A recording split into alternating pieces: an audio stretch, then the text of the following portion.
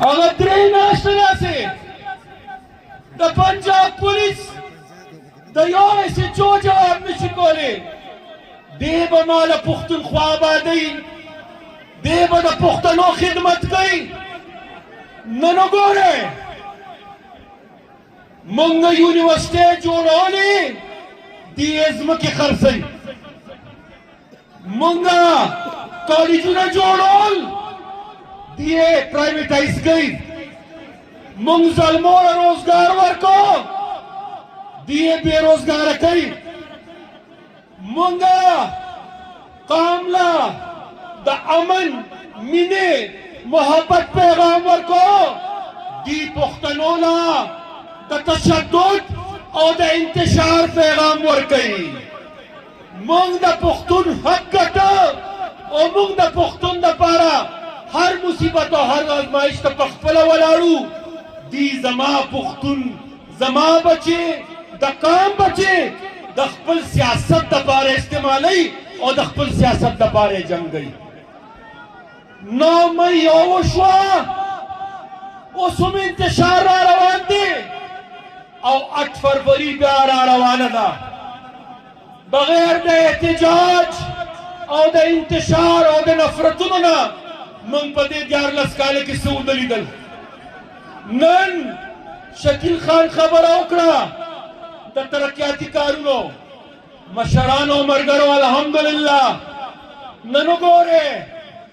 د حیدر کمانو د سرې جنډې کمالو خو که دې خوا ګورئ نو هم د سرې جنډې خدمت که دې خوا ګورئ هم د سرې جنډې خدمت او که دې خوا ګورئ نو هم د سرې جنډې خدمت هر اړخ ته د سرې جنډې خدمت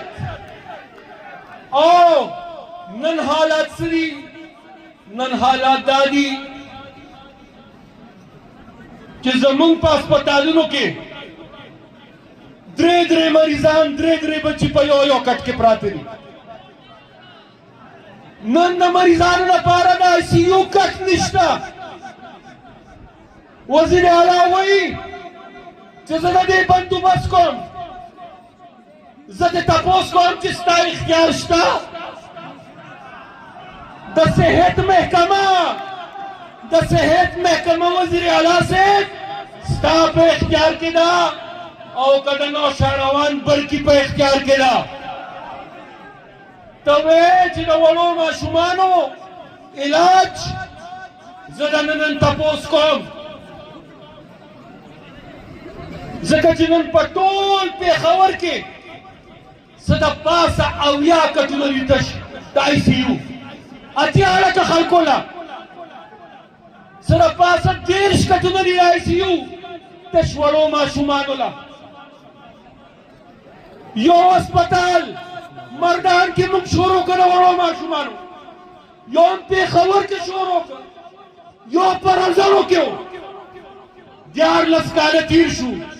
هغه هسپتالونه دي مکمل کړل هغه منصوبې دي مکمل کړې زمونږ منصوبې نیمګړې زمونږ صوبه د ترقۍ نه محرومه په دې حالاتو کې نن تاسو هم په دې میدان کې ولاړ یې او موږ هم په دې میدان کې ولاړ یو او نن زه تاسو سره یو خبره ضرور کول غواړم زه د 13 میاشتې داسې په خپله ضلع کې لګیم ځای په ځای زه جرګې کوم جلسې کوم رابطې کوم زه خپل مرکزي صدر صاحب ته او صوبایي صدر صاحب ته تجویز پیش کوم او هغوی ته به یقیني طور د دې خبرې احساس وي پښتنو کې رو احساس پیدا شو خاص کر ځوانانو کې احساس پیدا شو ځوانانو کې او زما په خیال که موږ لږه رجوع وکړه او موږ لږ کوشش وکړو نو دا یاد ساتئ تاریخ به بیا ځان دوهراوئ نورلس کاله مخکې په دې میدان چې څنګه راته شکیل خان ووې نورلس کاله مخکې په دې میدان د ولي خان بابا لومړنۍ کلیزه 2007 او یو کال پس 2008 یو کال اسفندیار خان آرام نه دی کړی د پارټۍ ملګرو آرام نه دی کړی یو کال مسلسل جدوجہد شوی نن زه خپل مشرانو ته هم ویم نن زه خپل وروڼو ته هم ویم او زه نن خپل زلمو ته هم ویم چې راځئ چې تاریخ بیا راتازه راځئ چې تاریخ بیا دوهراو کړو نن د ولي خان بابا شلمه کلیزه د باچا خان بابا اته دېرشمه کلیزه راځئ آغا د اسفندیار خان په مشرۍ کې اوس هم مشري د هغه ده خو هغه قیادت او مشري د اسفندیار خان نن مشري د اسفندیار خان او قیادت زما د کشر ورور ایمل ولي خان راځئ راځئ ملګرو راځئ وروڼو راځئ کشرانو راځئ ګلالو بچو چې دا عهد وکړو او دا واده وکړو چې هر پښتون له به په جرګه ځو هر پښتون له به ځان رسوو پښتنو نه شعور اغوښتی دی پښتنو له به شعور ورکوو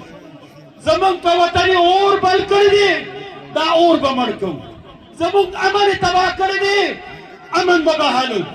زما د بچي نه قلم اغوښتی دی قلم به وله ورکوو زما صوبې د ترقۍ نه محرومه کړې ده دا صوبه به انشاءالله یو ځلې بیا د ترقۍ په لار روانو انشاءالله که خیر زه غواړم ده ځکه چې قومي بین الاقوامي ډېرې داسې خبرې دي چې نن پکار ده چې زموږ مرکزي صدر هغې پالیسي بیان ورکړي د پارټۍ پالیسي د راروان کال لپاره زمونږ چې کومه ستړې به کېږي راروان یو کال لپاره چې کوم زمونږ لپاره رهنمایي ده زه دا غواړم چې پاتې نیمه ګنټه راسره پاسه چې مرکزي صدر په دې کې تاسو سره تفصیلي خبرې وکړي خو زه به یو ځل بیا دا ووایم چارسدې دا د ټولې پښتونخوا ملګري راغلي دي ما ته پته ده خو ټول عمر جلسه چې کامیابه وي نو په مقامي علاقې کامیابه وي زه د مردان هم شکریه ادا کوم زه د صوابۍ هم شکریه ادا کوم زه د نوخار هم شکریه ادا کوم زه د پېښور هم شکریه ادا کوم زه د جنوبي اضلاع شکریه ادا کوم زه د خیبر د وزیرستان نه والا تر د باجوړ پورې د خپلو پښتنو وروڼو هم شکریه ادا کوم زه د ټول ملکنډ ډیویژن هم شکریه ادا کوم خو چارسدې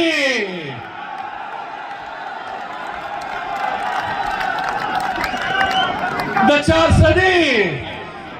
د خپل د نیکه د کور د خپل مور د کلي د خپل مشرۍ د کور د چارسدې ډېره مهرباني ډېره مهرباني ډېره مهرباني